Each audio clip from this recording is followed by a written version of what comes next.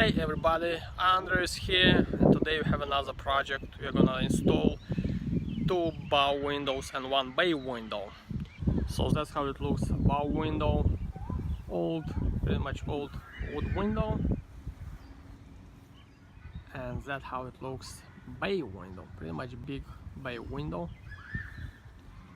So old as well, wood single pane, wood frame and single pane glass. So once installed the new one, it's gonna be a big difference. So here you go, the two bow windows and 1 bay window installed. And you left a little bit on the outside to finish the top of the bay windows on the bottoms, and that's it. It's gonna look nice. Each bay window and bow window is securely attached by cords to the frame of the house. The inside looks nicely finished and trimmed. It makes the room look fresh. The outside trim is finished as well, and each bay and bow window look like $1,000,000.